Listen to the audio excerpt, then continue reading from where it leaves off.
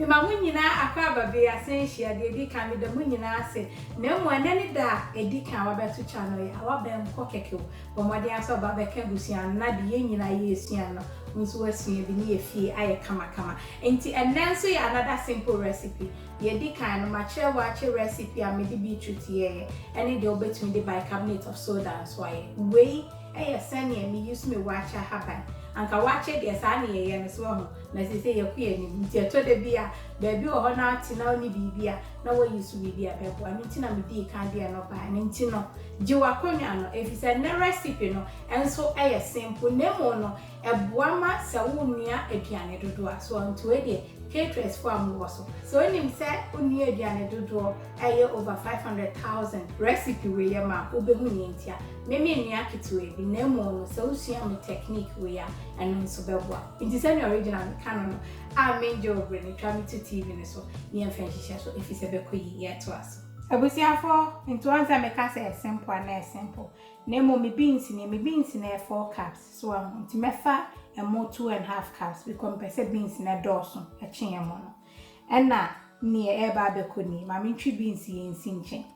nti abusiafo me waakye haban eni wa ho say na ya de brem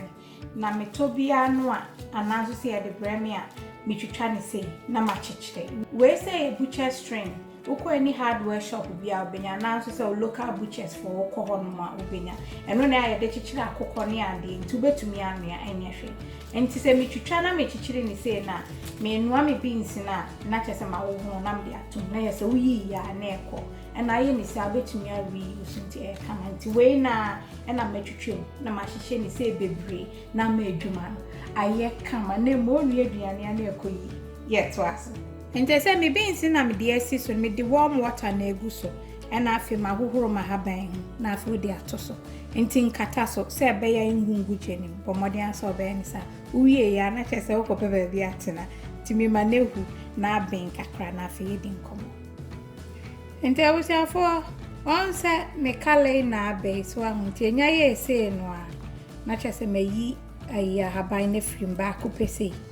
na mawi nemo no we no me manage no masan freeze na my dem masan de anu awache to bet me aye nsa to on say me yi ye nwura bi eni ba bi enti afi me ma beans na ben kakra ne de mo na beka ye to aso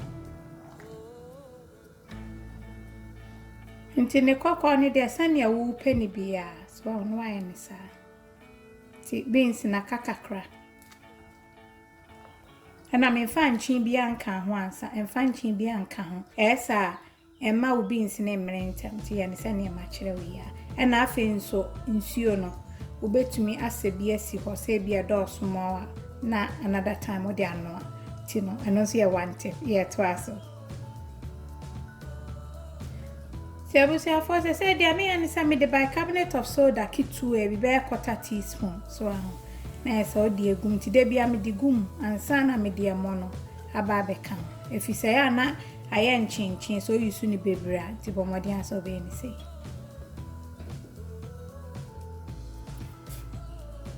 nse safe na me de me salt to taste egum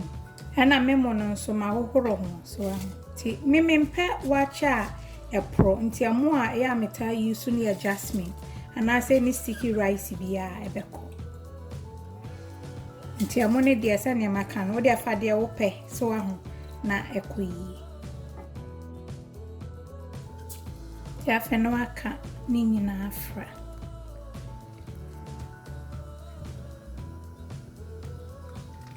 ti ano ahwe wonsuo no unim se unya hwe na wasansuo ni bi asinchen so ahu ba we ya mo ameta no nti miminim se beben ne kama ti no akata so afi me manabin mabe ya ifre ho akire ye to aso se afa ya waakye ani egusuo yi washe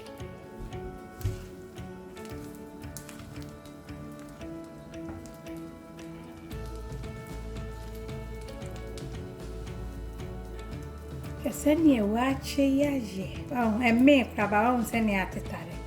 sana meme peno we no ne atigu ahaben mawa obehu na ebi hihye kona no Ne ko yie wonya gari kakra ne talia ne ko yie nti afi me mana ben kra na afi ye din kom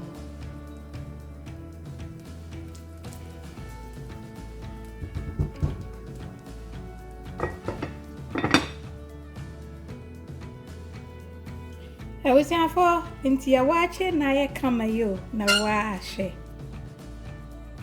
aye kama on se ni atetare so say na me pen we no ene gu ahaban mu a na kire se ayi se twan so aye kama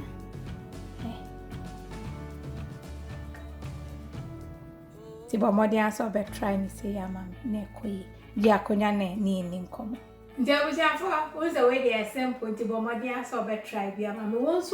when you watch her by no your bicarbonate of soda there was so and a beetroot and so dear a quee never bodia say over try mam tinyami adma yebeshia now for yam try say best say you ni animu kakaka tinyami adma yebeshia I love you God bless